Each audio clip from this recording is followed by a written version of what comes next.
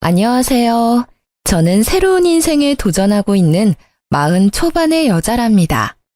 바쁜 와중에도 잠들기 전에 저만의 시간을 가질 때면 항상 이곳에 사연을 듣고 있어요. 참 재밌어서 매일 챙겨 듣게 되니 어느새 가까운 친구 같은 느낌이 든달까요? 저도 다른 사람들에게 말하지 않았던 사연이 있는데 이곳에서 함께 나누고 싶어 이렇게 보내게 되었답니다. 친구의 이야기라고 생각하고 재밌게 들어주세요. 소개팅으로 만난 남편은 그냥 딱 보통 남자였어요. 외모도 무난하고 집안 사정도 무난하고 직장도 그냥 보통이고요. 요즘 괜찮은 남자 찾기가 쉽지 않다 보니 중간만 가면 된다는 생각을 하고 있었는데 남편도 같은 생각인지 적극적으로 먼저 대시하더라고요. 그렇게 2년 정도 만나고 자연스레 양가 부모님 한 번씩 만나보고 결혼식까지 빠르게 진행되었죠. 아무리 봐도 우리 아들이 더 아까운 것 같은데 우리 아들은 키도 훤칠하고 인물도 훤한데 얘는 키가 난쟁이 똥자루만 하네. 오빠도 뭐 그렇게 잘난 건 아니야. 끼리끼리 잘 만났네. 저를 처음 보고 시모와 신우가 처음 내뱉은 소리랍니다. 시모야말로 저보다 키가 훨씬 작은데 그게 컴플렉스니까 대뜸 키 얘기부터 했겠죠. 둘 다 말이 뇌를 거치지 않고 바로 입으로 나가는 스타일인 게 똑같았죠. 시모가 성격이 드세서 신혼 초엔 진짜 갈등도 많고 막말 듣고 눈물도 흘리고 이혼까지 생각 많이 했었어요. 언니들이 하는 말 있잖아요. 애 갖기 전에 정리해라. 이 말처럼 그때 헤어졌어야 했는데 덜컥 아기가 생겨서 그렇게 눌러앉아버린 거죠. 그렇게 내 목숨보다 귀한 딸을 낳아 5살이 될 때까지는 시모가 그지 같은 소리를 해도 그냥 참고 넘겼어요. 사실 아기 키우느라 정신도 없었고 친정 어머니가 도와주셔서 시모를 자주 만나지 않았기도 했고요. 결혼 못할 줄 알았던 시누이도 결혼을 해서 우리 딸보다 2살 어린 아들을 낳았거든요. 우리 딸이 큰일을 했네. 사도는 얼마나 좋을까. 이런 장군 같은 아들을 떡 낳았으니. 아이고, 나는 언제 우리 손자를 안아보나. 시누이가 아들 낳았다고 얼마나 유세를 하던지 아주 꼴값이더라고요. 말끝마다 우리 딸이랑 비교하고 말이죠. 시모도 시누이 아기를 돌봐줘야 해서 정신이 없어서 우리 딸한텐 별로 관심도 없더라고요. 저는 오히려 그게 더 좋았죠.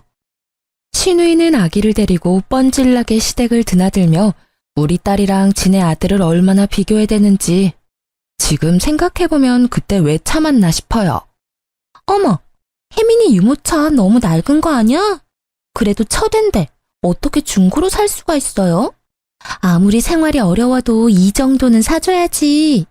이게 요즘 강남 엄마들 사이에서 유행하는 건데 300 정도밖에 안 해요. 무슨 애 유모차가 그렇게 비싸요? 어차피 금방 크는데 차라리 그 돈 모았다 다른 데다 쓰겠네요. 이렇게 마인드가 다르다니까. 이게 바로 부자 엄마랑 가난한 엄마 차이 아니겠어? 어릴 때부터 좋은 걸 해줘야 애도 그 수준에 자연스럽게 노출되는 건 몰라요? 아가씨는 아가씨대로 키워요. 나는 나대로 키울 테니까. 만날 때마다 뭐 샀다고 얼마나 자랑을 해대는지 그런 말을 들을 때마다 기분이 상하고 우울해지기도 하더라고요.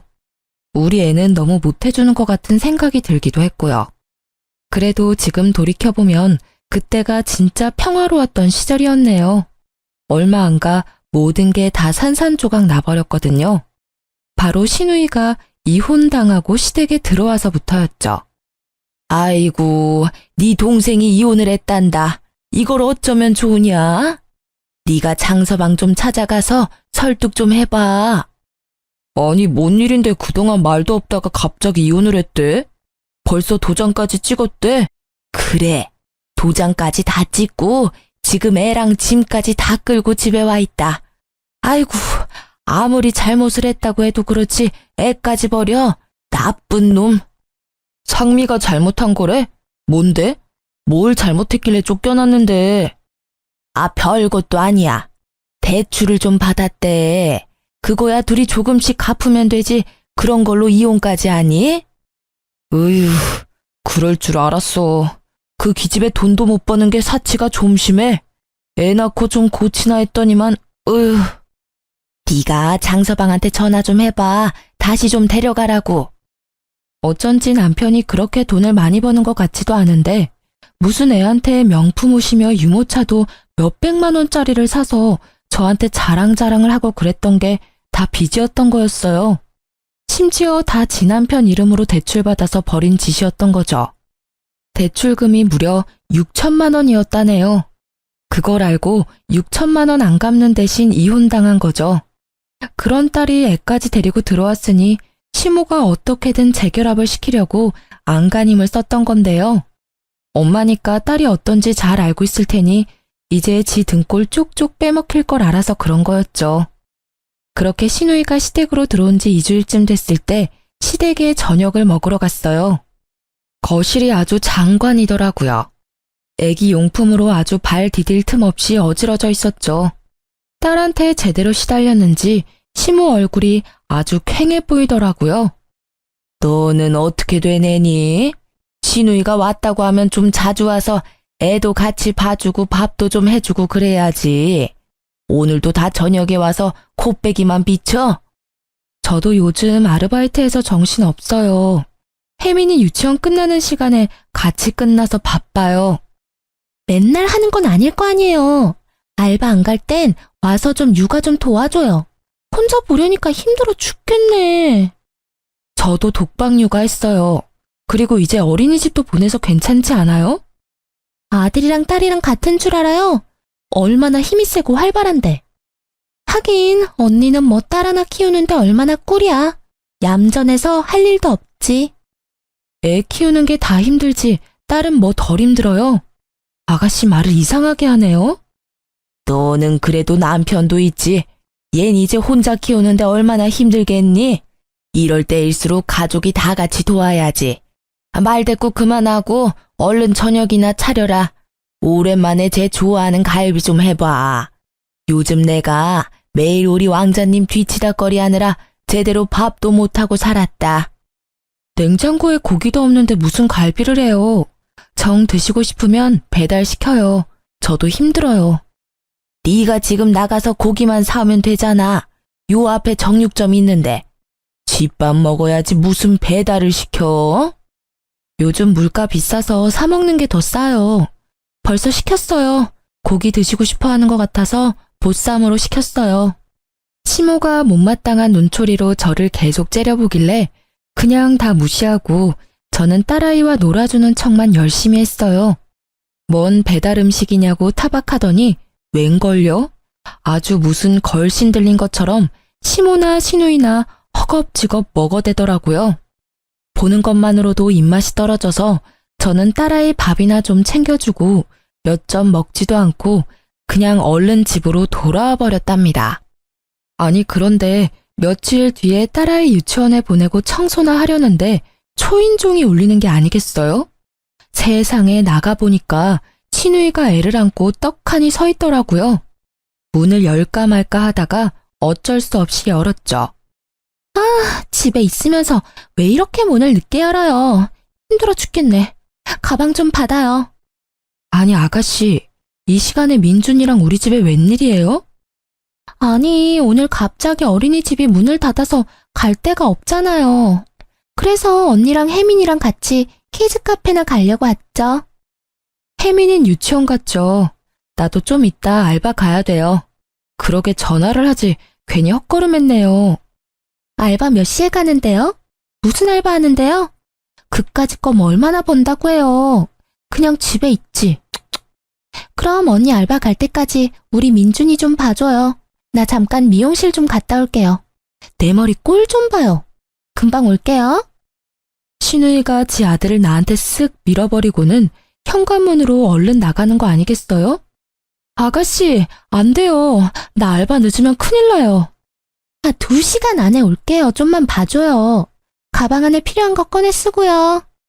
참나, 그렇게 애를 두고 내빼는데 기가 막히더라고요. 시모한테 전화 걸었는데 둘이 짰는지 시모도 전화를 안 받는 거 있죠. 저는 할 수 없이 애를 봐야만 했어요.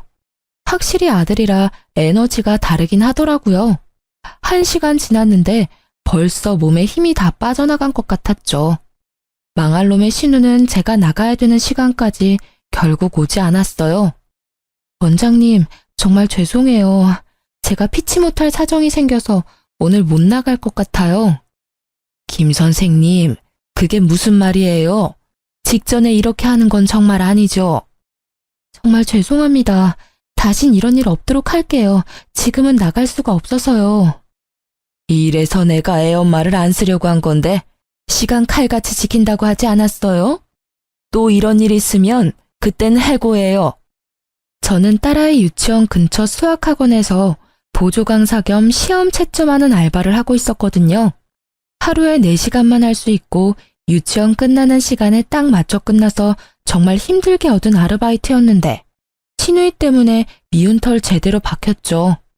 저는 부글부글 끓어오르는 속을 간신히 억누르며 신우이 아들 수발을 계속 들어야만 했어요.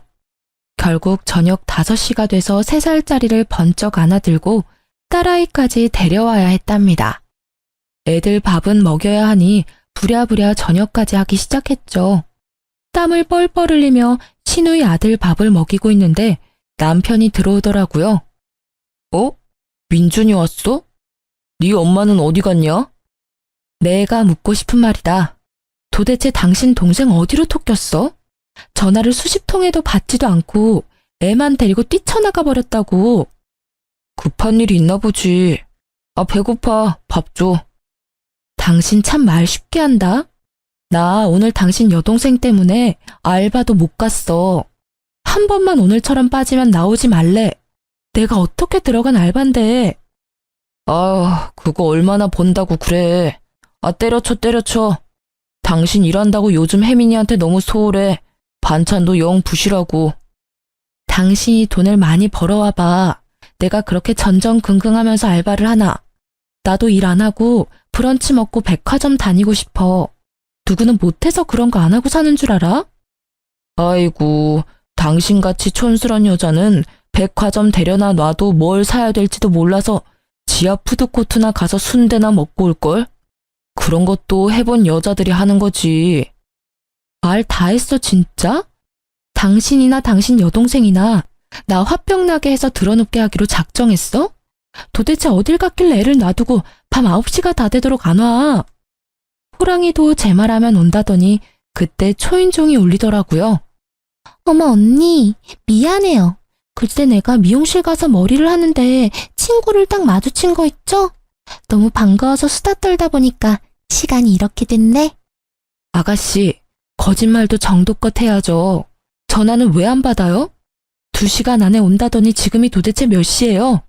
나 아가씨 때문에 오늘 알바도 못 갔어요. 하루 종일 아가씨 애 보느라고. 아니, 하나뿐인 조카 좀 봐준 게 그렇게 억울해요? 그깟 일 해봤자 뭐 얼마나 본다고 유세는? 아, 미안해요. 됐죠? 아, 배고프다. 나도 밥 좀 줘요. 내가 무슨 이 집구석 식모예요? 먹고 싶으면 아가씨 집 가서 먹어요. 혜민이 이제 자야 되니까 얼른 민준이 데리고 집에 가줘요, 제발. 저는 신우이를 한번 째려보고는 딸아이 방으로 들어가 버렸어요.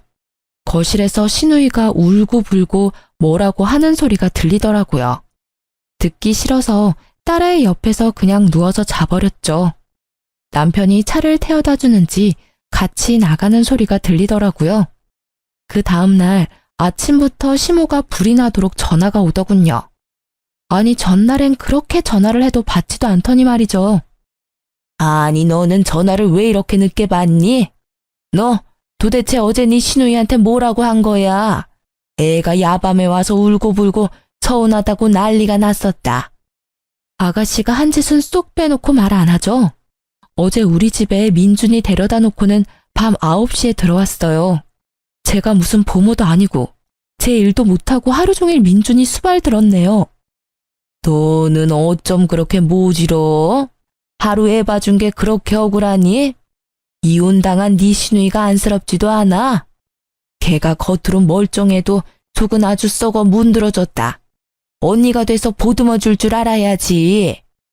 아가씨가 평소에 저한테 살가운 소리 한 번이라도 했으면 저도 이렇게까진 안 하죠. 가는 정이 있어야 오는 정이 있는 거 아니겠어요?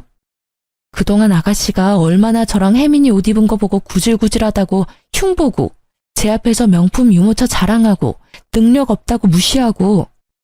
암튼 아가씨한테 다시는 우리 집 오지 말라고 전해주세요. 문 안 열어줄 거라고. 저는 시모한테 쏴붙이고 확 끊어버렸어요. 어찌나 속이 시원했는지 몰라요. 시모가 남편한테 전화해서 또 뭔 소리를 했는지 남편도 집에 오자마자 속을 뒤집더군요. 나이 들더니 점점 정신이 오락가락해? 엄마한테 뭔 말을 했길래 엄마가 울고 불고 난리셔. 그거 비유 한번 못 맞춰드리냐? 아무리 그래도 가족이고 내 동생인데 그 불쌍한 애 하루 돌봤다고 이러는 거야? 그렇게 불쌍하고 안타까우면 당신이 휴가 쓰고 돌보면 되겠네. 당신도 아가씨한테 확실히 말해. 다신 우리 집에 오지 말라고. 다들 별꼴이야 진짜. 제가 강하게 나가니까 남편도 그 후로 별말은 못하더라고요. 그렇게 몇 개월이 지나고 친정에 경사가 생겼어요. 저는 오빠 한 명이 있는데 오랫동안 작은 사업을 했거든요. 부도도 몇 번 나고 진짜 힘든 순간도 많았는데 오뚜기처럼 다시 또 차리더라고요. 저래도 될까 걱정도 됐는데 다행히 한 3년 전부터 사업이 꽤 잘 되는 건 알고 있었는데요. 이번에 진짜 큰 수출권을 따내서 크게 성공을 하게 된 거예요. 오빠가 아주 근사한 식당에 친정 부모님과 우리 가족을 초대해서 회포를 풀었죠. 오빠 정말 대단하다. 오빠가 이렇게 잘 될 줄 몰랐어. 정말 축하해. 형님 정말 대단하십니다. 역시 사업은 한방이네요. 부럽습니다.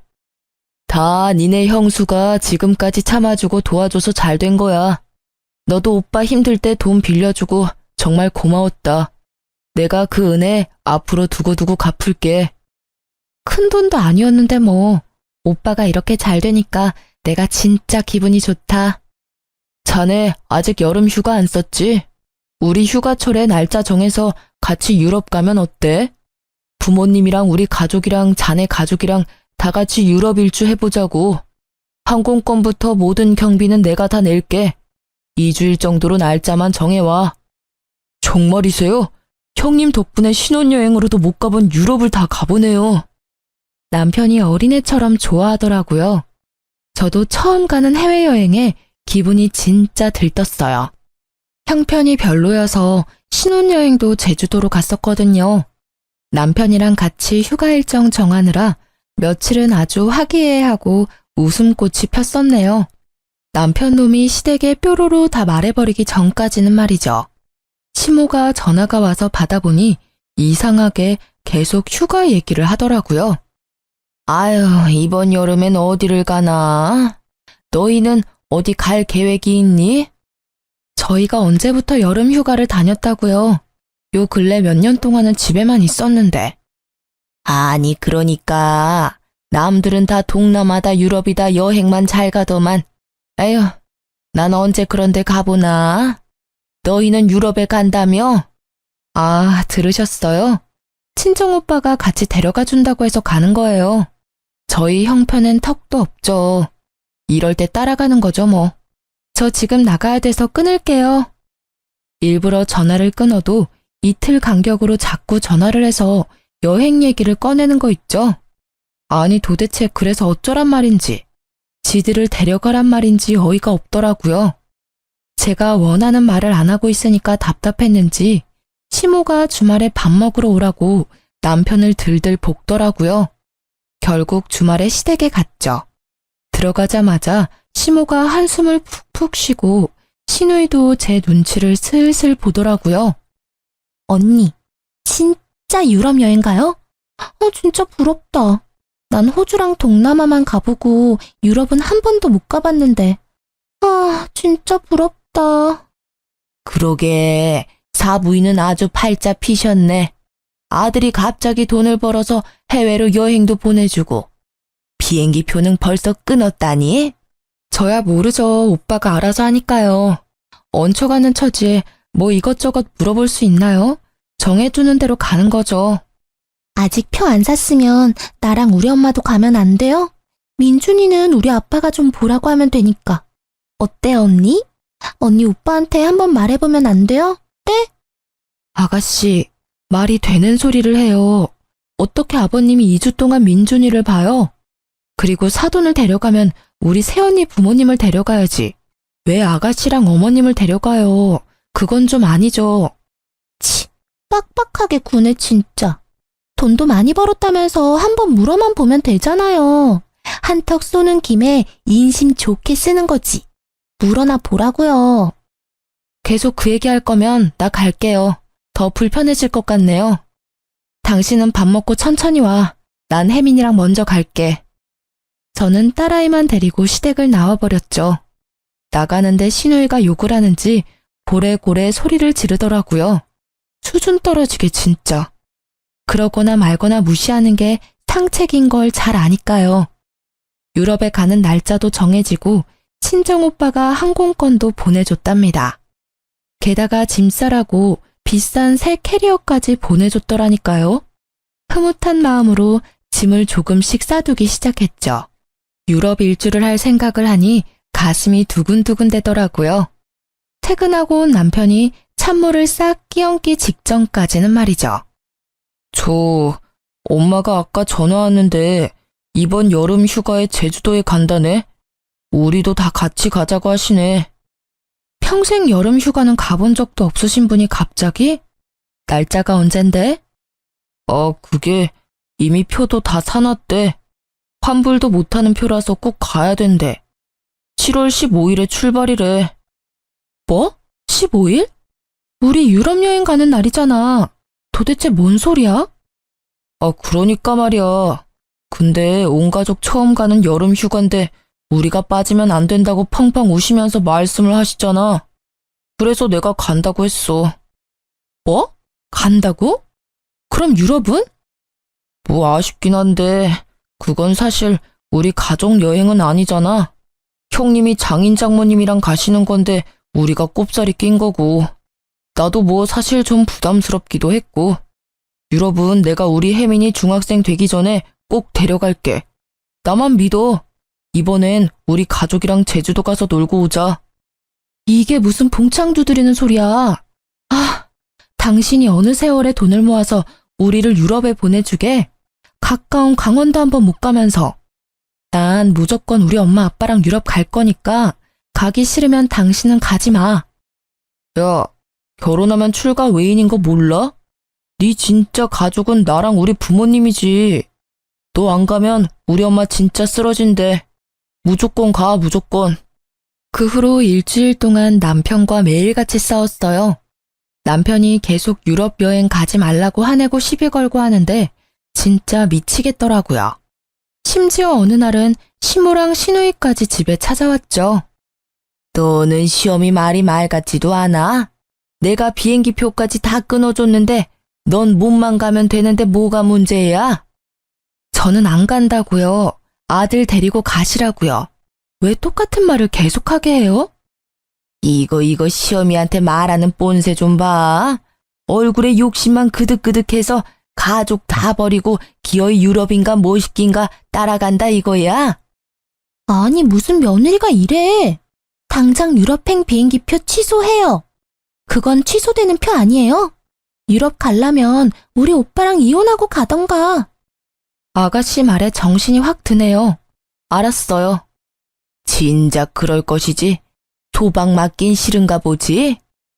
진짜 시누이가 행패 부리는 걸 보니 누가 머리에 찬물 끼얹은 것처럼 정신이 확 들더라고요.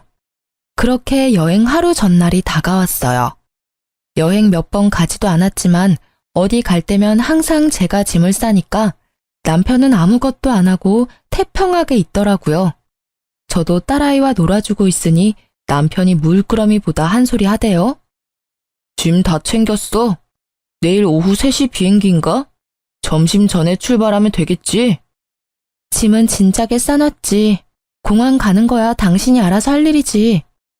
그때 전화벨이 시끄럽게 울리길래 봤더니 신우이더라고요. 언니, 제주도 갈 준비는 다 했죠? 근데 내가 몸살이 나가지고 같이 못 갈 것 같은데 어떡하죠? 엄마랑 아빠가 민준이는 데려간다니까 언니가 우리 민준이도 같이 좀 챙겨줘요. 어디가 얼마나 아픈데요? 웬만하면 그냥 가요. 저도 유럽 여행 안 가고 가잖아요. 그거야 언니 사정이고요. 나 지금 온몸이 두드려 맞은 것 같이 아파서 도저히 못 갈 것 같아요. 내가 민준이 짐은 다 싸놨어요. 기저귀는 거기 마트 가서 하나 사서 쓰고요. 그리고 절대 날 생선 주면 안 되는 거 알죠? 언니야 뭐 나보다 더 육아 선배니까 알아서 잘해줘요. 뭐, 못 간다면 할 수 없죠. 아가씨는 집에서 푹 쉬어야겠네. 내일 아침에 일찍 와요. 내가 애 옷 뭐 입혀야 되는지 설명해 줄게요. 간식도 어떤 거 먹어야 되는지 말해줘야 되고. 어차피 오후 비행기니까 알아서 갈게요. 걱정 말아요. 그래요. 역시 언니밖에 없다니까. 우리 민준이 잘 부탁해요. 드디어 제가 손꼽아 기다리던 여행 당일날이 됐죠. 저는 아침 일찍 딸을 데리고 오빠가 사준 캐리어 딱 가지고 택시를 탔어요. 목적지는 당연히 김포가 아니라 인천공항이었죠. 이른 시간에도 공항은 떠나는 사람들로 북적북적하더라고요. 저는 화사하게 차려입은 부모님과 오빠 가족을 만났죠. 아유, 우리 혜민이 예쁘게 하고 왔네. 근데 진짜 이 서방은 같이 안 간대? 회사에 급한 일정이 잡혀서 도저히 못 간다는데 어쩌겠어. 걱정 마. 우리끼리 신나게 놀고 오면 되지 뭐. 오빠 덕분에 유럽도 가고 고마워. 이제 슬슬 들어갑시다. 면세점 가서 쇼핑도 팍팍 해. 오빠가 다 쏠 테니까. 친정 오빠가 예약한 항공권은 심지어 비즈니스 클래스였어요. 난생 처음 타보는 비즈니스석에 호들갑 떨고 있는데 핸드폰이 불나게 울리더라고요. 역시나 남편이 계속 전화를 해대고 있었죠. 지금쯤 식탁에 놓인 이혼 서류와 갈기갈기 찢어진 프랑스행 항공권을 보면서 부르르 떨고 난리가 났겠다 싶었네요. 저는 핸드폰을 딱 꺼버리고 편안하게 좌석에 기대서 출발만을 기다렸어요. 그렇게 비행기는 프랑스로 출발했고 저는 가족들과 함께 꿈만 같은 2주간의 여행을 즐기고 돌아왔답니다. 여행을 마치고 집으로 딱 돌아가니 저를 본 남편이 소리를 막 지르기 시작하더라고요. 야, 너 미쳤어? 지금 무슨 짓을 저지른 건지 알기나 해? 감히 우리 가족을 속여? 속이긴 뭘 속여. 내가 한마디라도 제주도 간다고 말한 적 있냐? 니네끼리 다 넘겨짚어놓고는 네 동생이 유럽 갈 거면 너랑 이혼하라고 그래서 알았다고 했지 제주도 간다고 했냐? 뭐라고? 이게 진짜 정신 못 차렸네. 우리는 너 때문에 집안 뒤집어져서 제주도도 못 갔어. 표값도 다 날리고. 그러게 누가 환불도 안 되는 싸구려 표 사래? 나 엿먹이려고 네 동생이 꾸민 일인 거 내가 모를 줄 알아? 지는 제주도 안 가고 지 아들도 나한테 맡기고 쏙 빠져서 혼자 놀 궁리했나 본데 어디서 굴러가지도 않은 돌대가리를 굴려? 뭐라고? 너 신우이한테 그따위로 말할래? 지금 엄마랑 다 집으로 오고 있으니까 무릎 꿇고 잘못했다고 싹싹 빌어. 알았어? 내가 무슨 잘못을 했다고 빌어. 네가 우리 집에 잘못했다고 빌어야지. 그때 거칠게 현관문이 열리고 시모와 시누이가 씩씩거리며 들어오더라고요. 저를 노려보는 그 둘의 꼴을 보니 딸아이는 친정에 잘 맡기고 왔다는 생각이 들더군요. 감히 시애미를 속이고 혼자 유럽 여행을 가? 너 당장 이혼해. 난 너같이 무서운 년은 며느리로 둘 수가 없으니까 당장 갈라서. 듣던 중에 반가운 소리네요. 안 그래도 이혼 서류 놓고 갔는데 어딨어? 당신 도장 찍어서 줘. 내가 갖다 낼 테니까. 뭐? 이게 진짜 간땡이가 부었네.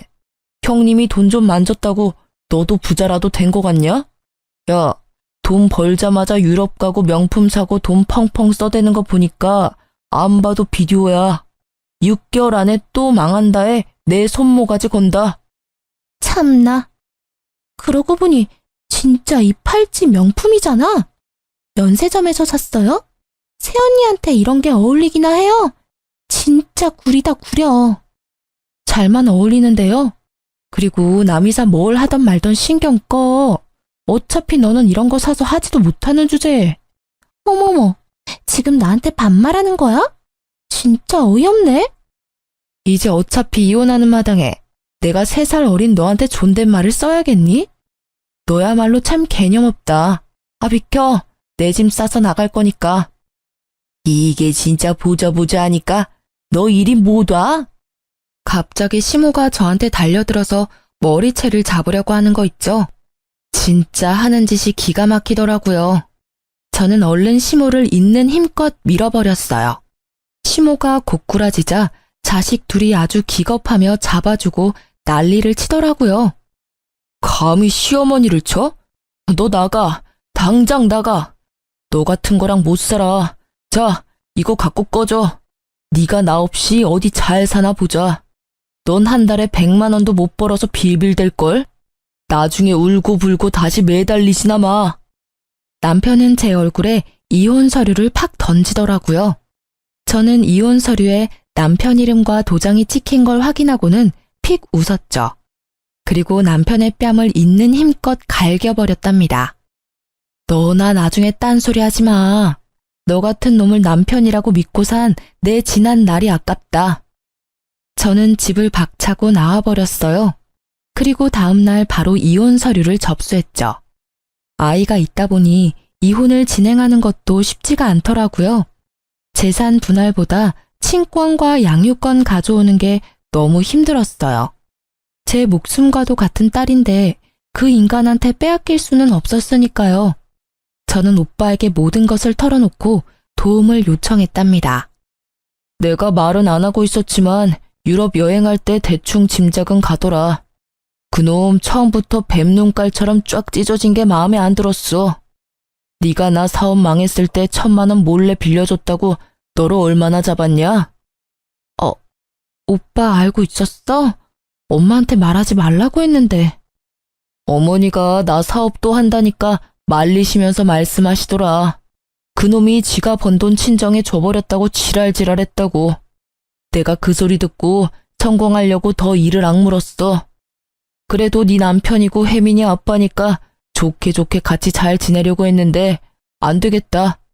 오빠가 소송이든 뭐든 다 도와줄 테니까 걱정하지 마. 오빠 정말 고마워. 아빠 엄마한테도 뭐라고 말할지 고민이었는데. 내가 다 알아서 할 테니까 너는 마음 좀 추스리고 혜민이 잘 챙겨. 그리고 오빠 회사에 들어와서 일해라. 네 자리 마련해 뒀다. 그렇게 오빠가 힘을 주니까 시댁이나 남편놈이 어떻게 나올지 전혀 걱정되지도 않았어요. 빨리 이혼하고 그 인간들 얼굴 좀 안 보는 게 저의 바람이었죠. 저는 소송까지 불사할 생각이었는데 예상외로 남편놈이 쉽게 저에게 친권과 양육권을 양보하더라고요. 딱 봐도 평소에 손녀라는 이유로 우리 딸을 차별했던 시모의 입김 때문이라는 걸 알 수 있었답니다. 뭐 이럴 땐 시모의 존재가 도움이 되기도 한다 싶었네요. 드디어 3개월 후에 이혼 결정이 나는 날 법원으로 향했답니다. 법원 주차장에 들어서니 멀찌감치 남편놈과 시모, 시누이가 보이더라고요. 마지막 날이라고 저한테 뭐라도 시비를 걸려고 따라온 게 분명했죠. 저는 일부러 그것들 앞에서 차를 딱 주차하고 내렸답니다.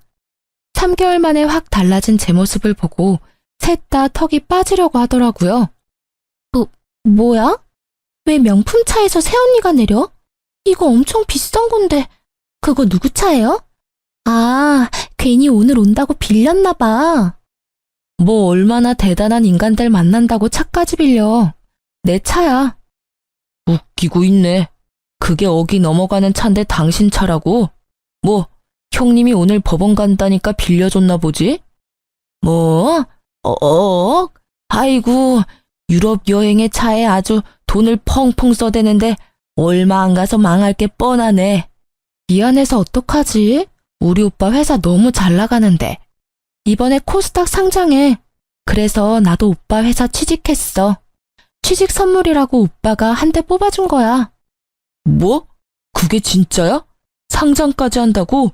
언제? 아니 왜 나한테 말을 안 했어? 그걸 왜 당신한테 말해? 우리 가족이랑 아무 상관도 없는 사람한테. 아니 여보, 혜민 엄마, 우리가 산 정이 있는데 그러면 안 되지. 내가 홧김에 이혼하자고 했지만 내 진심이 아닌 거 알잖아. 당신 너무 우리 부모님한테 막 하니까 내가 속상해서 그런 거지. 난 당신밖에 없어. 아직도 사랑한다고. 이혼 확정된 마당에 뭔 신하락 까먹는 소리를 하고 있어. 나밖에 없다고? 근데 이혼 조정 기간 내내 전화 한 통이 없었어? 너는 니네 가족이랑 천년만년 행복하게 살아. 나도 내 딸이랑 우리 가족이랑 잘 살 거니까. 아니, 애미야. 아무리 이혼을 했어도 자식으로 이어져 있는데 그렇게 한순간에 끊을 수가 없는 거지 않니? 내 주변에도 이혼하고도 얼마 안 가서 재결합하는 사람들도 많더라. 다른 사람 찾아봤자 다 거기서 거기고 애한테는 친아빠만한 사람이 없는 법이야. 가족이 뭐니? 허물은 덮어주고 보듬어주는 거 아니니? 다시 한번 우리 대화로 풀어보자, 응? 걱정 마요. 그쪽 같은 시어머니 만날까봐 무서워서 다시는 결혼이든 재혼이든 절대 안 할 거니까. 남이야 어떻게 살든 상관 말고 아줌마 자식들이나 잘 챙기시고요. 뭐? 아줌마? 얘가 시애미한테 아주 막말을 하네. 다 끝난 마당에 그럼 뭐라고 할까요? 할머니라고 해줘요? 그럼 좀 비켜주세요, 할머니. 저는 얼굴이 울그락불그락해진 시모를 탁 치고 제 차에 타고 법원을 빠져나왔죠. 백미러로 본 세 사람의 울상이 된 표정을 잊을 수가 없네요. 그 순간 얼마나 통쾌했는지 몰라요. 저는 오빠의 회사에서 인사과 대리로 일을 하게 되었답니다. 제가 육아휴직하기 전에 인사과 과장까지 했었거든요. 전업주부로 오랫동안 있어서 제가 결혼 전에 뭘 했는지, 얼마나 능력 있었고 빛났던 사람이었는지 잊고 살았던 것 같아요. 전 사실 전 남편보다 더 좋은 대학 나왔고 연봉도 더 높았거든요. 오빠 덕분에 다시 일하게 돼서 너무 고마웠고, 또 오빠 회사다 보니 피해가게 하지 않으려고 더욱 열심히 하게 되더라고요. 전 남편은 전혀 만나고 싶지도 않고 궁금하지도 않지만 아이의 면접 교섭권 때문에 한 달에 한 번은 얼굴을 봐야 했는데요. 어떻게든 잘해보려고 들이대는데 진짜 너무 싫고 고역이었어요. 오늘은 오랜만에 셋이 밥 먹을래? 혜민이 뭐 먹고 싶어? 우리 자기가 해주는 김치찌개 너무 먹고 싶다. 오늘 집에서 해주면 안 돼? 자꾸 그딴 소리 할 거면 혜민이도 못 만날 줄 알아. 커리어우먼 되더니 완전 멋있어졌다. 옷도 이쁘고 얼굴도 더 이뻐지고. 혹시 남자 생긴 건 아니지? 다음부턴 우리 엄마가 혜민이 데리고 나올 거야. 그럼 잘 놀고 와, 혜민아. 아니, 알았어. 조금만 더 있다가 가. 내가 진짜 집구석에 들어가기가 싫어. 우리 혜민이랑 당신 만나는 날만 기다린다니까. 그 민준이 놈이 얼마나 집을 엉망진창으로 만드는지. 거기다 내 동생 또 사고 쳤어. 글쎄 엄마 카드로 현금 서비스를 왕창 받아서 내가 갚아야 되고 그 좁은 집구석에서 같이 사니까 진짜 미치겠어. 나한테 그딴 하소연 하지 말라고요. 내가 그쪽 무슨 감정 쓰레기통이야? 당신도 생각해봐. 그 20평의 코딱지만한 방 3개 있는 집에서 진짜 숨 막혀. 혜민이가 그러는데 장인 장모님 댁 60평으로 이사 갔다며? 혜민이 방도 엄청 크다고 하던데 나 구경 가봐도 돼? 내가 너무 친절하게 대해주고 있지 아주? 앞으로 그딴 소리 하면 바로 차단이야. 혜민이 얼굴도 못 보게 만들어줄 테니까 처신 똑바로 해. 더 듣고 있을 이유가 없어서 대꾸도 안 하고 바로 차 타고 와버렸네요. 그 다음부터는 죄송스럽지만 친정 어머니한테 딸아이를 남편한테 데려다 주게 했어요. 그랬더니 우리 엄마한테도 같이 밥 먹자느니 어쩌니 쓸데없는 소리를 해대서 다음부턴 친정 아버지한테 부탁했죠. 그랬더니 다행히도 아버지한텐 한마디도 못하더라고요. 앞으로도 애 때문에 볼 날이 있을 텐데 진짜 지긋지긋할 뿐입니다. 지금은 제가 전 남편보다 더 많이 벌고 있어서 양육비 매달 받는 것도 큰 의미는 없지만 그래도 악착같이 꼭 받으려고요. 시모도 진짜 어이없게 모르는 번호로 전화와서 저한테 하소연까지 하는데 진짜 기가 막혔어요. 아이고, 애미야, 나 좀 살려다오. 너같이 착한 며느리를 잃어버리고 나니까 내가 진짜 지옥 속에서 산다. 딸년 하나 있는 게 아주 집안 뿌리까지 거덜낸다. 아니, 이번엔 글쎄 지 아버지 이름으로 또 대출을 받은 거 있지? 그거 진짜 미친년 아니냐? 우리 형편에 갚을 수도 없고 내가 맨날 눈물만 흘리고 산다. 자꾸 이렇게 전화해 대면 법적으로 대응할 거예요. 내가 일 때문에 다른 번호로 못 바꾸고 있는데 아줌마 때문에 피해를 보고서라도 번호를 바꿀 판이네요, 지금. 애미야, 내가 정말 잘할 테니까 딱 한 번만 우리 애 좀 받아주면 안 되겠니? 너 요즘 돈도 잘 벌고 아주 세련돼졌다고 그러더라. 우리 아들이 너 보고 싶어서 밤마다 술 먹고 오는데 안쓰러워 죽겠다. 끝까지 지 자식 걱정밖에 안 하네요. 더 이상 말 같지도 않은 말 들을 이유 없고요. 끊습니다. 애미야, 그럼 2천만 원만 좀 빌려주면 안 되니? 그 후로 핸드폰 번호를 바꿔버렸네요. 그놈의 시모 목소리 안 들으니까 삶에서 스트레스가 사라졌어요. 진짜 이혼 후까지도 이렇게 징글징글하게 구는 시댁인간들 때문에 제가 너무 스트레스를 받아야 하니까 친정오빠가 진심으로 변호사 구해서 소송하려고 준비했었거든요. 전 남편만 빼면 저는 아주 만족스러운 생활을 하고 있는 중이랍니다. 회사 일도 재밌고 친정엄마가 육아를 도와주셔서 남편이랑 살 때보다 더 여유가 생겼답니다. 내 스스로 돈을 버니 내 돈으로 운동도 하고 사고 싶은 것도 사니까 그것만으로도 참 삶이 윤택해지네요. 제 사연을 들어주신 여러분도 힘든 일 툭툭 털어버리시고 행복하게 생활하시길 바래요. 들어주신 모든 분들 감사하고 건강하세요.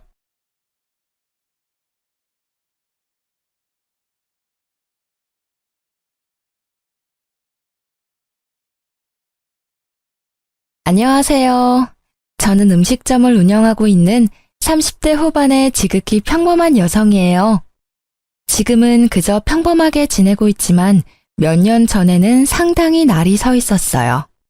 그 이유는 전혀 평범하지 않은 저의 이혼 과정 때문이었죠. 어찌나 어이없는 일만 일어나는지 주변에서는 이때 액땜을 해서 그 뒤로 좋은 일만 있을 거라며 위로까지 했을 정도였답니다. 그런 저와 남편은 첫 만남부터 참으로 남달랐죠. 서로의 이별에 대한 아픔을 달래다가 눈이 맞았거든요. 저는 예쁘게 생긴 편이 아니에요. 그건 남편도 마찬가지였죠. 객관적으로 말하면 남편은 못생겼다에 더 가까운 편이었죠. 저는 무척 잘생긴 남친과 사귀다가 그 남자에게 몰려드는 여자들 때문에 지쳐 헤어진 상태였고 남편은 사귀던 여자에게 돈만 다 뜯겨먹고는 못생겨서 싫다는 말을 듣고 헤어진 상태였어요. 소개팅으로 만나 서로를 위로하던 우리는 그렇게 조금씩 정이 생기고 결혼까지 하게 됐어요. 남편의 얼굴은 잘생겼다고 말할 수 없지만 유쾌해서 같이 있으면 재미있었거든요. 일반 회사원이었던 남편은 결혼 후 제 음식 솜씨로 돈을 벌 수 있겠다 싶었는지 저의 반대에도 불구하고 퇴사하고 음식점을 열자고 하더라고요. 결국 저도 그에 넘어가 음식점을 하게 됐죠. 그때 시모에게 받은 스트레스는 어마어마했어요. 남편이 잘 다니던 회사 때려치게 만들었다며 볼 때마다 절 욕하셨어요. 억울했지만 가게가 잘 되기 시작하면서 그런 말도 잦아들었죠. 그렇지만 저를 향한 못마땅한 시선은 여전했어요. 솔직히 제가 음식점 열자고 한 것도 아닌데 말이죠. 그런데 제가 이혼을 하게 된 건 그런 시모의 행동 때문이 아니에요. 제 이혼 결심의 첫 이유는 남편의 심각한 외모 콤플렉스 때문이었어요. 저는 잘생긴 외모가 밥 먹여주지 않는다는 걸 알고 있었고 무엇보다 잘생긴 얼굴에 피를 본 적이 있었던지라 외모는 저에게 딱히 중요한 부분은 아니었거든요. 그런데 제 생각을 항상 비꼬아서 듣더라고요. 그러면서 사소하게 부딪히는 일들이 많았어요. 그리고 그 외모 컴플렉스에 정점을 찍게 된 일이 생겼어요. 그건 가게를 찾은 한 손님의 지나가는 말에서부터 시작됐죠. 사장님은 음식점을 할 관성이 아닌데? 근데 음식 솜씨가 이만큼 좋으니 사장님 얼굴도 눈에 안 들어오는군. 손님은 음식이 맛있다는 이야기를 짓궂게 돌려 말한 것이지만 남편은 다르게 해석하더라고요. 그 말이 자신의 외모 비하라고 생각했어요. 솔직히 남편의 얼굴은 30대 초반이라고 하기엔 많이 나이가 들어 보였기에 이해를 하려고 했어요. 그런데 그날 이후로 제게 짜증을 내더라고요. 아, 진짜. 이번에는 진짜 성형 좀 해야겠어. 음식점을 할 관상이 아니라고? 늙어빠진 인간한테 내가 이런 말을 들어야 해? 진정해, 여보. 그냥 듣고 흘려 넘기라고. 장사하면서 그런 것까지 다 신경 쓰면 당사만 더 힘들어. 당신도 내가 바보라고 생각해? 어떻게 그런 말을 듣고 가만히 있을 수가 있어? 당장 나와서 한마디라도 거들었어야지. 손님이야. 밖에서 모르는 사람이 그랬으면 나도 화냈겠지. 그런데 손님이잖아. 자기가 이해하고 넘어가, 응? 아, 몰라. 진짜 짜증난다고. 나 진짜 성형수술 좀 해야겠어. 그렇게 말하는 남편의 눈이 제게 향했어요. 당시에 가게가 힘들어 돈은 제가 관리 중이었거든요. 알았어. 자기는 성형수술이 하고 싶은 거지? 자기가 얼마나 스트레스 받는 건지 알고 있으니까 돈이 좀 모이면 수술해. 그러고 마음이 편하다면 못할 것도 없지. 그렇게 말해주고 며칠이 지났을까? 짜증과 화가 많았던 남편의 모습이 변했어요. 뭐랄까, 그냥 거동이 수상하다고 해야 하나? 계속 제 주변을 맴도는 기분이 들더라고요. 와이프인데다 같이 일까지 하고 있으니 그저 기분 탓이라고 생각하고 넘겼는데 저는 괜히 그게 신경이 쓰이더라고요. 그런데 며칠 뒤 제 공책이 사라졌다는 걸 알게 됐죠. 저는 머릿속이 새하얗게 변할 정도였어요. 그 공책은 가게 메뉴 레시피를 적어둔 공책이었어요. 저는 그 공책이 없어진 게 남편과 관련이 있다고 생각했어요. 자기야, 잠깐 나 좀 봐. 할 얘기가 있는데. 그렇게 말한 그때 가게 문이 콱 열리더니 한 남자가 잔뜩 성이 난 얼굴로 성큼성큼 다가오면서 남편 얼굴에 뭔가를 집어 던지더라고요. 저는 놀라서 소리를 지르려다가 그 사람이 던진 게 제 공책이라는 걸 알고는 깜짝 놀랐어요. 잘 만났다, 이 사기꾼. 내 돈 내놔, 내 돈 내놓으라고. 이딴 가치도 없는 공책을 뭐? 비밀 레시피? 지랄을 하네. 어디서 사람을 등쳐먹으려고. 빨리 내가 준 돈 가져와. 여기서 이러지 말고 밖에서 이야기합시다. 남편은 헐레벌떡 일어나 그 남자를 데리고 밖으로 나가려고 용을 썼어요. 잠시만요. 그 공책이 비밀 레시피라고요? 그걸 이 남자가 당신한테 팔았어요? 아, 그렇다니까. 내가 이 집 장사가 잘 돼서 돈 주고 레시피를 사겠다고 했는데 공책 읽어도 온통 평범한 레시피뿐이잖아요. 아무리 그래도 그렇지 이런 인터넷만 뒤져도 나오는 레시피를 팔아? 이 나쁜 사기꾼 같으니라고? 잠깐만요. 내가 지금 당장 돈 도로 돌려줄 테니 당장 여기서 나가요. 아, 빨리. 제가 그 사람과 대화를 나누려 하자 남편이 다급히 상대방 남성을 돌려보내려 하더라고요. 남성이 돌아가고 나는 남편을 빤히 쳐다보며 말했어요. 내 레시피 공책 언제 가져갔어? 아니, 그걸 팔았어? 그게 뭔지는 알지? 그거 우리 가게 장사 미천이야. 별거 없다고는 해도 나한테는 소중한 거고. 나도 어쩔 수 없었다고. 빨리 돈을 마련하려면 그것 말고는 방법이 없었다고. 돈이 왜 그렇게 급하게 필요한 건데? 당신 어디 대출 섰어? 보증 섰어? 아니, 아무리 대단한 일이 있어도 자기 장사 미천을 파는 인간이 어딨어. 그거 뺏겨서 우리 가게 휘청거렸으면 어떻게 책임지려고 한 거야? 말해봐. 이게 다 어떻게 된 일인지. 성형수술 하려고 그랬다고. 내가 그 뒤로 잠도 못 자고 얼마나 시달리는 줄 알아? 당신은 모르겠지. 그런 소리 듣고도 실실 웃는 당신은 절대 모르지. 몰라. 내가 그걸 어떻게 알아? 그리고 나는 당신이 성형수술 하던 말던 상관없어. 내가 결혼한 사람은 다른 누구도 아니라 당신이야. 그 얼굴이라도 좋아서 결혼한 게 나라고. 네가 얼굴 바꾼다면 나도 이해해. 그리고 존중하지. 그런데 왜 그걸 남의 레시피 공책 팔아서 마련하려고 하냐고. 당신이 벌어서 수술하면 되잖아. 적어도 가게 날리는 선택은 하면 안 되지. 장사할 때 레시피가 얼마나 중요한지 몰라서 그래? 당신한테는 그 장사 미천이 제일 중요하겠지. 나는 안 그래. 나한테는 내 인생 자체가 걸린 문제라고. 우리 가게에서 웃는 손님들이 내 외모 보고 웃는 거 내가 모를 줄 알아? 다들 그렇게 실실거리면서 나 쳐다보고 진짜 죽겠다고. 당신이 나를 이해 못하는 거야. 왜 매번 이런 식으로 나를 물 먹이는데? 누가 물을 먹였다고 그래. 물 먹을 뻔한 건 나거든? 다 이해한다고. 당신 성형하고 싶으면 해.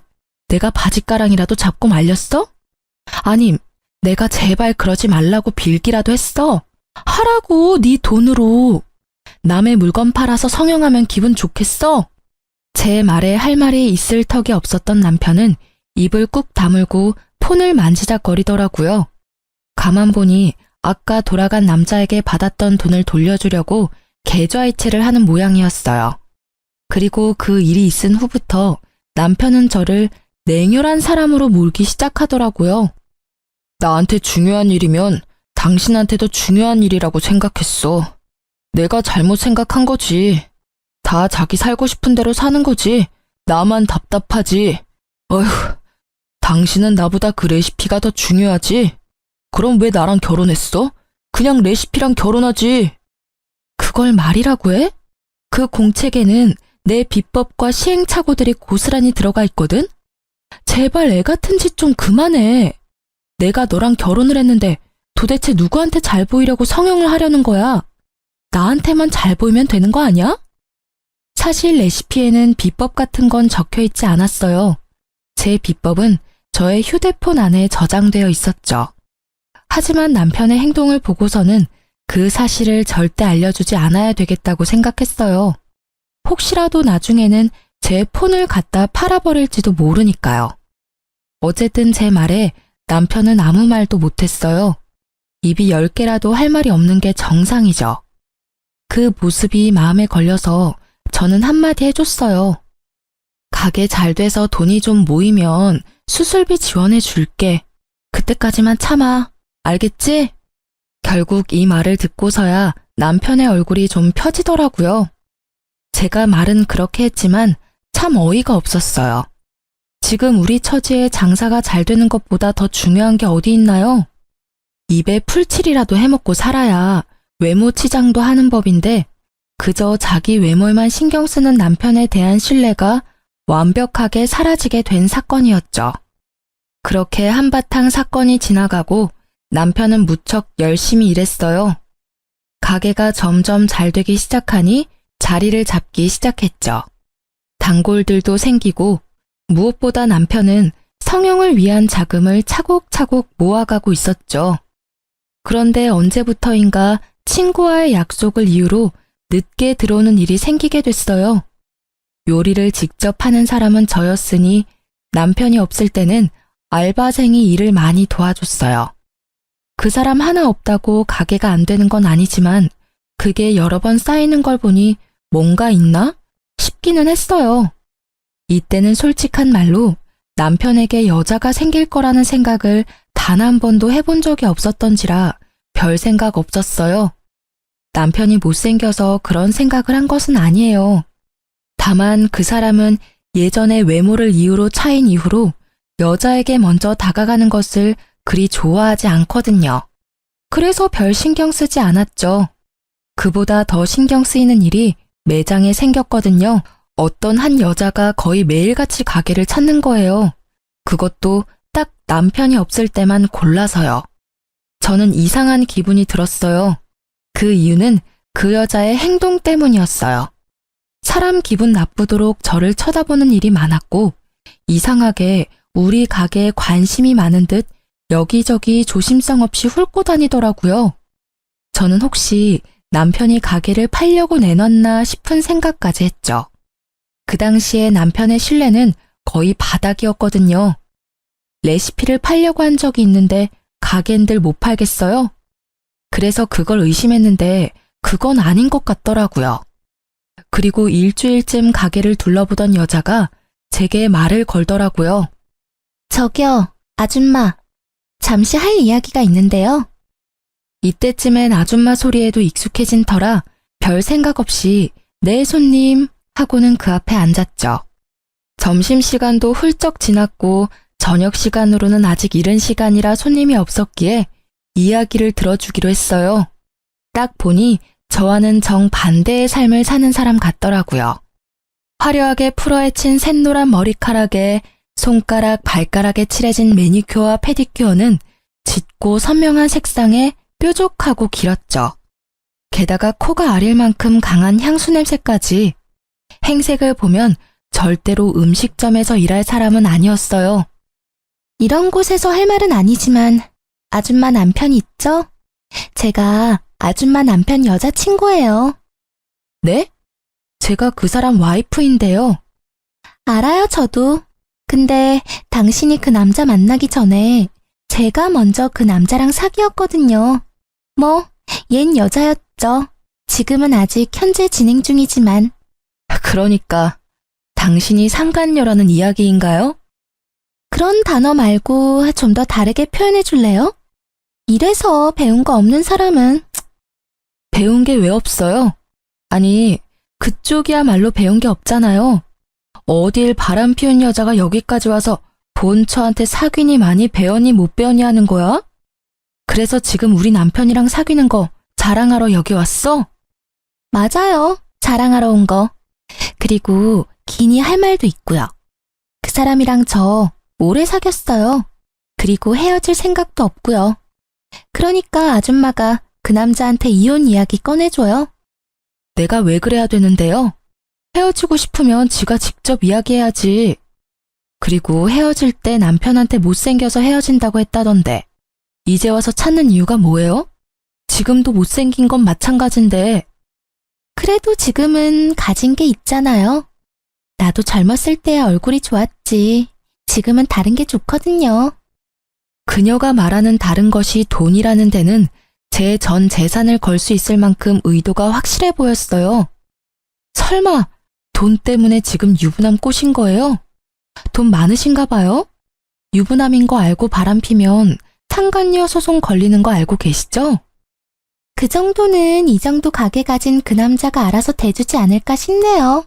생각보다 모아놓은 돈도 많은 것 같고. 저도 이제 나이가 들어가니까 좀 안정적인 남자가 좋더라고요. 위자료는 줄 테니까 소송하려면 하세요. 어차피 내 돈 나가는 것도 아닌데 뭐. 상간녀의 낭창한 그 말투가 저를 열받게 하더라고요. 저는 남편이 바람을 핀 건 확실하지만 이혼 이야기는 남편이 아닌 이 상간녀 입에서 나온 거라고 추측했어요. 그래서 그날 저녁 집에서 쉬고 있는 남편을 깨워 따졌죠. 당신 상간녀가 오늘 우리 가게 왔었어. 그 여자 하는 말들이 사실이야? 당신이 나랑 헤어지고 싶다는데 당신도 거기 동의한 거 맞아?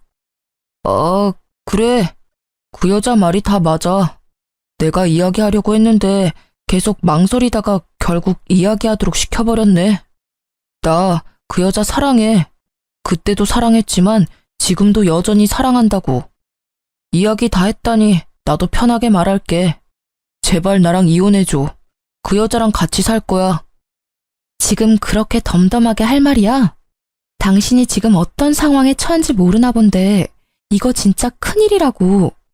그 여자는 당신을 좋아하는 게 아니라 당신이 이뤄놓은 걸 좋아하는 거야.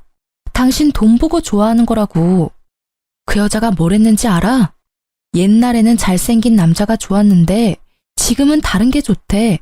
그게 뭐겠어? 돈이지. 내 여자 모욕하지 마.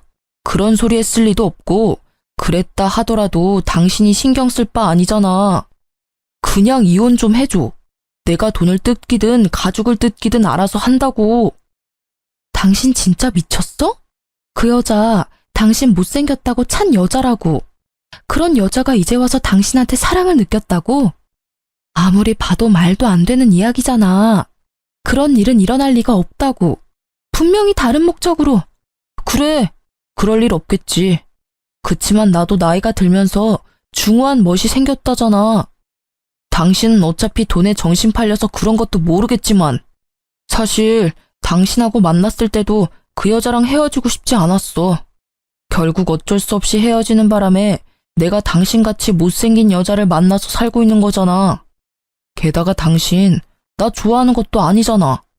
그냥 가게 유지할 사람 필요한 거면 헤어져 줘도 되는 거 아니야? 내가 왜 이렇게 사는데? 다 당신이랑 나랑 잘 먹고 잘 살자고 이렇게 사는 거라고. 돈을 벌어야 펑펑 쓸 수 있으니까. 돈 없으면 뭘 할 수 있는데? 그리고 잘 다니던 직장 그만두게 하고 가게에서 일하게 만든 건 당신이잖아. 요리하는 사람이 나 하나인데 어떻게 하나부터 열까지 다 꾸미고 다녀? 날 이렇게 만든 게 당신이라는 생각 단 한 번도 해본 적 없지? 날 이렇게 만들어 놓고 당신은 밖에서 여자나 만들어서 돈 쓰면서 놀았어? 되지도 않는 말로 당신 꼬신 그 여자한테? 말 조심해. 그 여자 때문이 아니라고 말했잖아.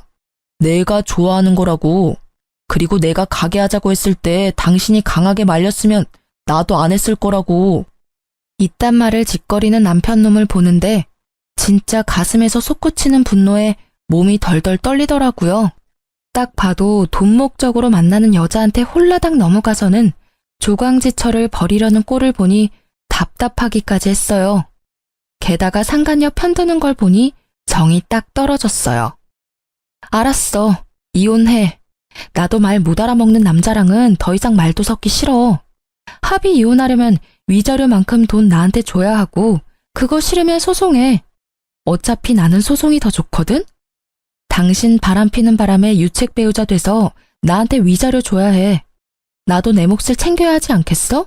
새로운 시작을 하려면 돈은 많을수록 좋으니까. 새로운 시작? 다 늙어 빠져서 주름밖에 안 남은 당신이 무슨 새로운 시작을 해. 예쁘기를 해, 돈이 있기를 해. 그렇다고 능력이 있어? 당신 아무것도 없어. 나랑 이혼하고 나가면 바로 거지꼴 된다고. 내 가게는 벌써 프랜차이즈 계약하려는 사람들이 생겼거든? 그러니까 이제 당신 같은 여자 필요 없어. 저는 남편의 모습에 학을 뗐어요. 자기가 곧 성공할 것 같으니 저를 버리겠다는 그 생각 자체가 더럽기 짝이 없는 생각인 거죠. 저는 꼴도 보기 싫어 그 집을 나왔어요. 남편은 이혼 정리를 빠르게 하더라고요. 저는 초고속으로 위자료를 받게 되었죠. 남편은 프랜차이즈 이야기만 잘 성공하면 이 정도 위자료는 바로 해결하고도 남을 거라고 생각했나 봐요. 그래서 빨리 돈을 주고 저를 떨궈내려 한 거겠죠. 그리고 상간녀 소송 비용까지 후다닥 주고는 제 자리를 지워가기 시작했어요. 남편은 제가 집을 나가자마자 상간녀를 가게로 들였더라고요. 처음에는 그 이야기를 듣고 엄청 열받고 자존심 상하더라고요. 그렇지만 그 상황이 오래가지는 않을 거라고 예상하고 있었어요. 이혼이 마무리된 날 저는 아는 동생을 전 남편 가게에 보냈어요. 밥 한번 먹고 오라고요. 언니, 걱정 안 해도 되겠어요. 그 집 곧 망하겠더라고. 사람도 예전에 반도 안 되고 일단 맛이 없어요. 근데 가게 메뉴나 밑반찬이 예전이랑 똑같은 모양으로 나오는데도 맛이 없던데? 이상하죠? 들어가는 재료는 거의 똑같고 완성된 모양도 똑같던데. 왜 그렇지? 그랬어? 그럴 줄 알았어. 두 사람은 어땠어? 가게 삐걱거리면 당연히 두 사람도 삐걱거렸을 텐데. 상간녀 혼자 가게 지키고 있는데 나 술집인 줄 알았잖아요. 무슨 화장에 옷차림이. 거기다가 인간적으로 음식 나오는 가게에서 향수는 좀 아니지 않아요? 향수 냄새에 음식 냄새가 섞여서 더 역하더라고요. 찡그리며 말하는 동생 이야기에 저는 코웃음을 쳤어요. 걱정 안 해도 잘 망해가고 있네. 나도 이제 슬슬 새 직장 찾아봐야겠어. 받은 건 많지만 일을 안 할 순 없으니까. 그렇게 이야기하고 며칠이 지났을까요? 집에 있는데 누가 벨을 누르더라고요. 전 남편과 상간녀가 있더라고요. 표정이 참 험악해서 저는 그들을 데리고 근처 카페로 갔죠. 당신 진짜 레시피 어쨌어? 왜 남의 레시피를 자기 것처럼 찾아? 어이가 없네? 나한테 맡겨놓은 거라도 있어? 아니, 우리 음식점 레시피를 왜 당신이 갖고 있냔 말이지. 맛이 다르다고 손님들이 화를 내잖아. 가게에 무슨 짓을 한 건데? 아, 웃겨. 손맛이 다른 거겠지. 그걸 왜 나한테 와서 따져? 레시피 다 알고 있었던 거 아니야? 저번에 레시피 팔려고 했을 때 다 봤을 거 아니야. 제 말에 남편이 무언가를 테이블 위에 던지듯 보여주더라고요. 딱 보니 제 레시피 복사본이더라고요. 역시 제 레시피를 빼돌린 거였죠. 그대로 만들었는데 맛이 없으니까 하는 말이지. 너 나 속였지? 진짜 레시피는 어쨌어? 너 때문에 우리 가게 망하게 생겼거든? 당연히 맛이 없었겠죠. 그 레시피는 반쪽짜리고 제 비법 소스 내용은 제 폰 안에 고이 저장되어 있으니까요. 비법 소스가 없으면 인터넷에 자주 올라오는 레시피일 뿐이거든요. 그러니 점점 손님이 줄어들고 인기가 줄어가는 거예요. 그러니까 그걸 왜 나한테 따지냐고. 레시피도 잘 도둑질 해갔으면서 나한테 와서 왜 음식 맛이 다르냐고 묻냐고. 네 가게잖아. 네가 그 이유를 알지 내가 어떻게 하냐고. 전 남편은 제 말에 답을 못 하더라고요. 자기들끼리 가게를 하기로 했으면 지들끼리 알아서 해야지. 왜 이혼한 전처한테 찾아와서 이 난리냐고요. 잠깐. 그러고 보니 아줌마가 우리 가게 댓글에 별점 테러한 거 아니야? 맛이 변했다면서 글 쓴 사람들. 당신이 사주했지? 이보세요, 상간녀 씨. 없는 이야기 지어내는 거 무고죄인 거는 알고 있죠? 저는요, 당신네 가게가 망하든 말든 상관없어요. 어차피 망할 거라는 걸 알거든요. 맛이 다르다는 건 진짜겠죠. 제 레시피 공책은 그거 하나만 있는 게 아니거든요. 그러니까 그쪽 분들은 반쪽만 갖고 있는 거죠. 예의도 없이 계속 반말하는 상간녀의 말에도 저는 최대한 이성을 유지하려 했어요. 그런데 상간녀의 말에 이성이 뚝 끊기더라고요. 이거 봐. 진짜 레시피 숨겨놓고 안 준 거네. 이 사기꾼 같은 년이 그걸 훔쳐갔어? 그거 우리 가게 레시피거든? 말은 똑바로 해야지. 너희 가게? 웃기고 자빠졌네. 그게 왜 니네 거야? 내가 알아내고 내가 연습해서 얻어낸 게 왜 니네 건데? 그리고 너, 그 가게에서 네가 한 일이 뭔데? 너가 그 가게에서 한 거라고는 레시피를 팔고 바쁜 시간에 상간녀 만나서 히덕거리는 것 뿐이었거든? 그런 주제에 감히 레시피를 내놓으라고? 이 정신 나간 것들이 바쁜 사람 불러내서는 말 같지도 않은 말을 짓거리고 난리야. 그리고 그렇게 열받으면 법대로 해.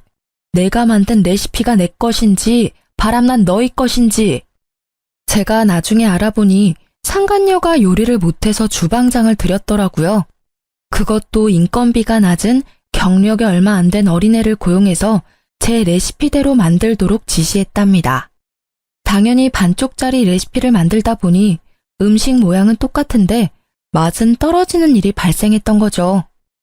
나한테 와서 따지지 말고 사랑하는 두 분이서 알콩달콩 맛있는 음식 개발에 집중하는 게 어때? 아, 사랑 노름에 빠져서 가게는 눈에 들어오지도 않지? 근데 분명히 나랑 이혼하면서 프랜차이즈 문의 왔다고 하지 않았어? 잘 되고 있는 거야? 뭐 여기까지 와서 나한테 이렇게 따지는 거 보면 말 안 해도 뻔하지. 저의 한껏 비꼬는 말에 전 남편은 답도 못하고 노려보기만 하더라고요. 그러게 마음을 좀 곱게 썼어야지. 너 마음 가는 대로 행동한 일이니까 네가 다 감수하는 것도 당연한 거야. 다 예상하고 이혼하자고 한 거 아니야? 웃기지도 않아 정말. 다음부터 이런 이야기 할 거면 불러내지 마. 저는 냉정하게 말했어요. 두 사람이 제게 온 이유는 알겠더라고요. 장사가 잘 안 되니 어쩔 수 없이 저를 찾아온 것 같아요. 레시피가 있으면 강탈해 갈 생각도 했었던 것 같고요. 그런데 구구절절 제가 맞는 말만 하니 지들이 뭘 할 수 있었겠어요? 그렇게 제 말이 끝나자 부글부글 끓고 있던 상간녀가 폭발하듯 소리치더라고요. 처음부터 레시피를 네가 개발한 것도 아닌데 날 속였어? 그래놓고 장사하자고 나한테 꼬신 거야? 너 진짜 아무것도 없잖아, 지금. 아무것도 없긴 뭐가 없어. 너 나 좋다며. 좋아하니까 내가 하자는 대로 다 해주겠다며. 그리고 그 가게 운영하겠다고 한 건 너야. 네가 나더러 가게도 못 나오도록 만들었잖아. 내가 사장인데. 네가 얼굴 보이면 손님들이 가게 오겠어? 그것 때문에 가게 얼굴 들이밀지 말라고 이야기한 거잖아. 당신 얼굴 보면 있던 밥맛도 다 떨어진다고. 뭐? 그 전에는 아무도 그런 말 안 했어. 다들 밥만 잘 먹고 돌아갔다고. 당신이 홀을 제대로 못 보니까 손님이 떨어진 거겠지. 어디서 나한테 다 뒤집어 씌우는 건데? 다 네 탓이니까 이럴 줄 알았으면 너 같은 거 꼬시지 않는 건데. 막판에 괜찮은 놈 잡아보려다가 이게 무슨 날벼락이냐고. 가게 매출이 어마어마하다며. 나 먹여 살릴 수 있다며. 근데 이게 뭐냐고. 매일매일 손님은 줄고 돈만 계속 나가잖아. 왜 그게 내 탓이냐고. 엄밀히 따지면 이 가게에 바뀐 건 너뿐이잖아. 그럼 네 탓이지. 언제는 내가 가게에 있어서 좋다며. 못생긴 여자 있을 때보다 화사하고 좋다고 할 때는 언제고. 이제 와서 왜 그딴 소리 하는 건데? 따지고 보면 네가 레시피도 제대로 알지 못하면서 마누라랑 이혼한 게 잘못 아니야? 그 마누라랑 이혼하라고 매일 쪼았던 게 너잖아. 두 사람의 대화를 들으니 얼마나 웃긴지. 저는 마치 개그 프로그램을 보는 것처럼 느긋하게 구경해줬어요. 마지막에 들리던 말에 완전 빵 터졌죠. 내가 미쳤지.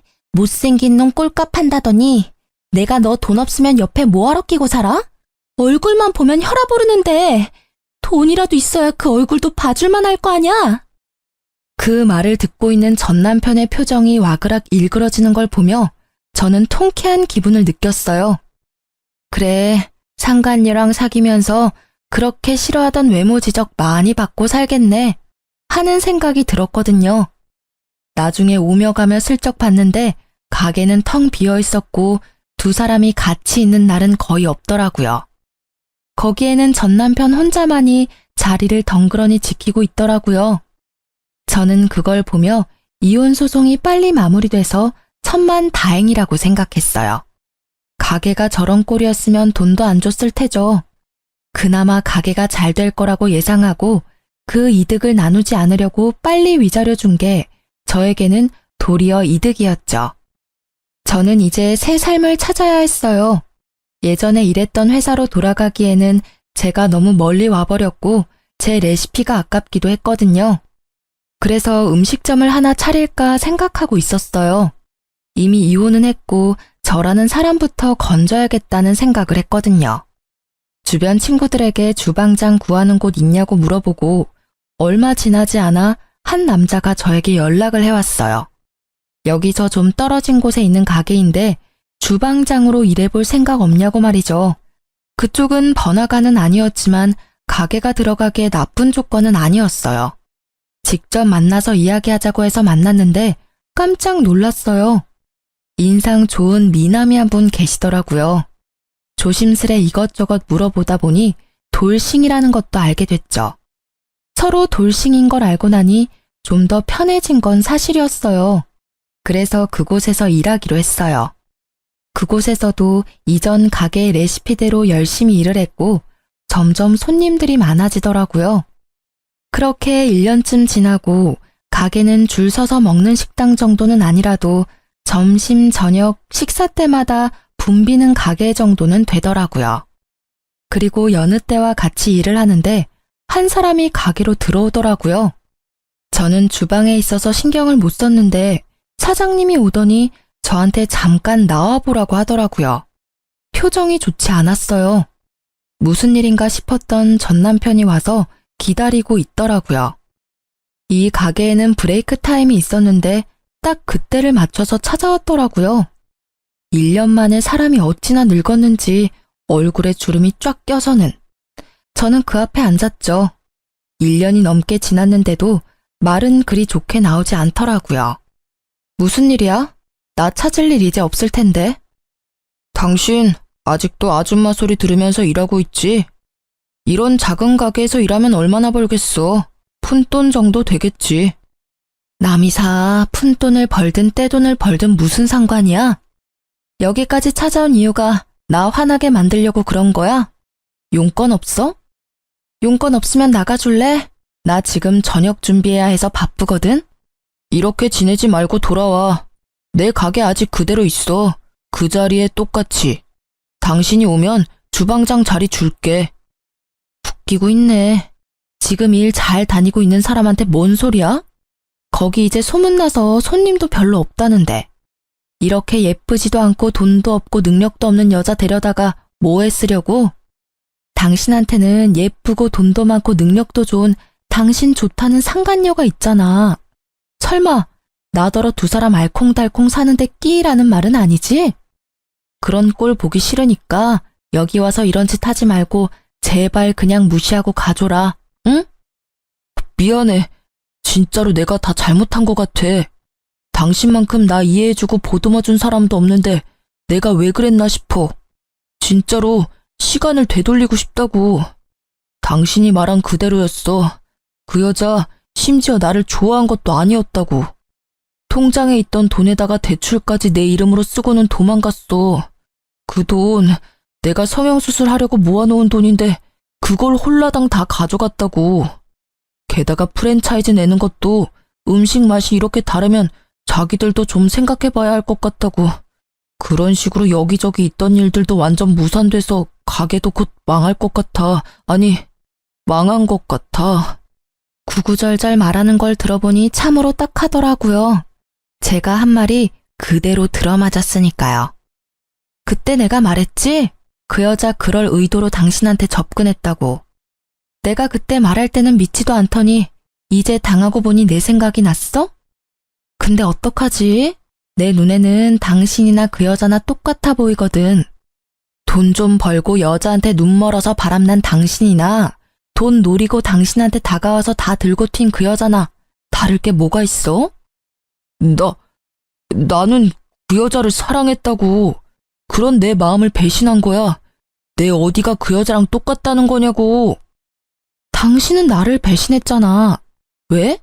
네 사랑에 눈이 머니까 남의 마음 사정에는 신경도 안 쓰였니? 대단해. 사랑 타령하면서 나한테서 다 뺏어간 게 넌데 자기는 그 여자랑 다르게 생각한다는 걸 들으니까 좀 소름 끼치네? 안 그래? 나한테는 너도 충분히 나쁜 놈이야. 유부남이 사랑 타령이라니. 그것도 제 마누라가 아닌 상간녀한테. 그 사실이 잘못됐다는 걸 모르는 것도 참 딱하고. 그러니까 지금 사과하잖아. 미안하다고. 잘못했다고 하잖아. 당신이 화내는 건 알겠는데 내 사정도 이해해줘. 응? 당신도 솔직히 여기서 아줌마 취급 당하면서 힘들게 사는 거 싫잖아. 내가 당신 사모님 소리 듣게 해줄게. 응? 미안한데 저는 남편의 말을 끊으려고 했지만 제 어깨에 손을 얹는 부드러운 손길에 입을 닫고 제게 다가온 남자를 쳐다봤어요. 이 가게의 사장이었어요. 여보, 저녁 준비는 내가 해놓을 테니까 대화 잘 끝내고 와요. 오해가 상당히 많이 쌓인 것 같으니까 깨끗하게 잘 풀어서 다시는 찾아오지 않도록 하는 게 좋을 것 같아. 그리고 제 현재 남편이기도 했죠. 제가 이 남자와 결혼한 건 6개월쯤 됐을 때였어요.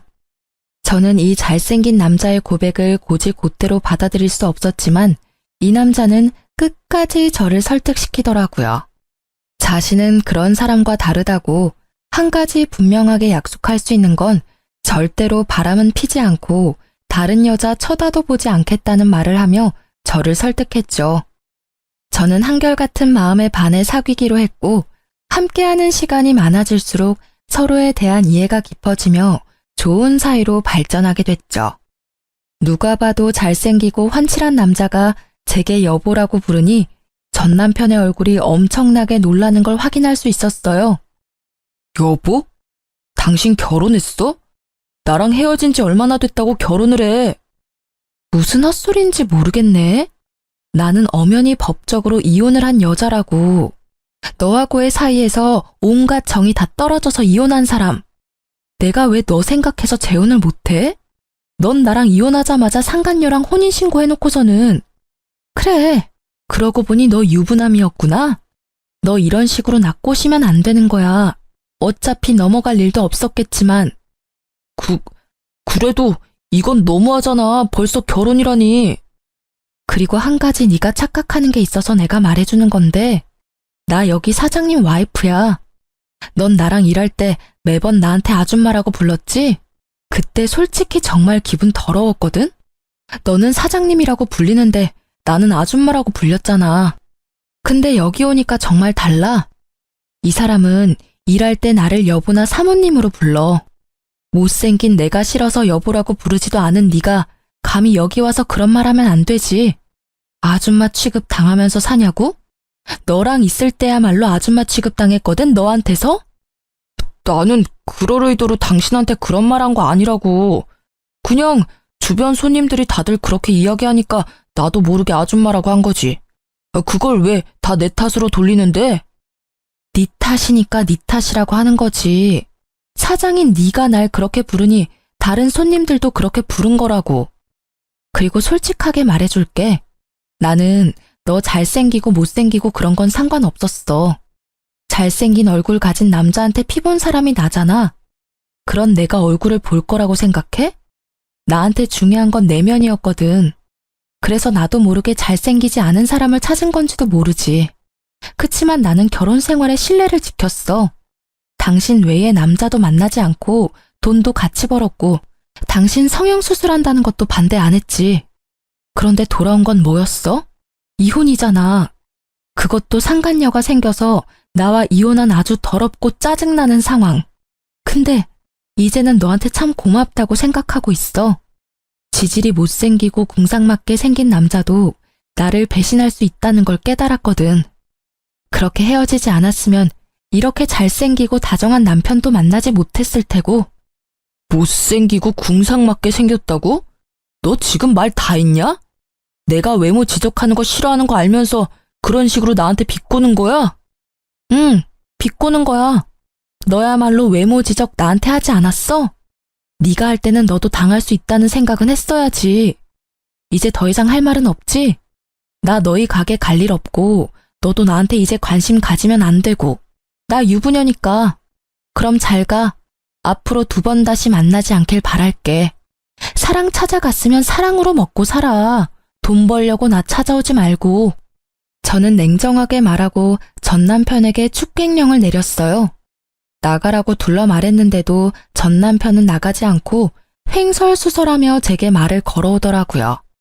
그때 재혼한 제 남편이 나타나 전 남편의 어깨를 잡고 밖으로 밀어냈어요. 손님, 이야기가 다 끝난 것 같으니까 돌아가 주세요. 그리고 이렇게 귀한 여자랑 헤어져줘서 고마워요. 저한테도 기회가 생겨서 이렇게 알콩달콩 잘 살고 있으니까요. 혹시라도 우리 와이프한테 또 연락하면 저도 지금처럼 조용히 있지는 않을 테니까 부디 다시는 찾아오지 마세요.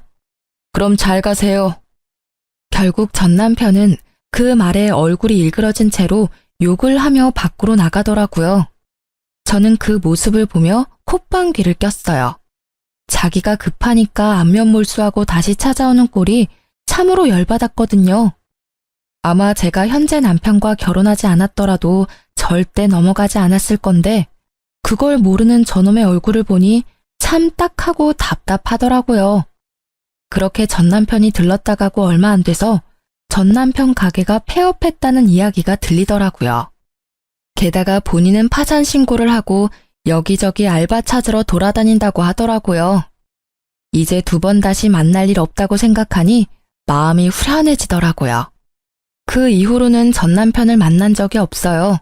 어딘가에서 잘 살고 있겠죠, 뭐. 솔직히 이혼을 경험하면서 정말 기분이 더러웠어요. 남편의 외도가 원인이라는 건 정말 저에게는 자존심에 상처를 입히는 일이었거든요. 이 이혼으로 한 가지 깨달은 것이 있어요. 잘생긴 사람은 얼굴값하고 못생긴 사람은 꼴값한다는 말, 틀린 게 하나도 없더라고요. 예전에 누가 말해줬어요. 그때는 잘생긴 남자 때문에 힘들었다면 이 이혼은 못생긴 남자 때문에 힘들었던 거니까요. 제가 당해보니 세상에 믿을 사람 하나 없고 외모의 미추보다 중요한 게 콤플렉스 없는 건강한 마음이라는 걸 깨닫게 됐죠. 지금 결혼한 남편은 얼굴도 잘생긴 편에 속하고 마음씨도 다정하고 사람이 참 건강해요.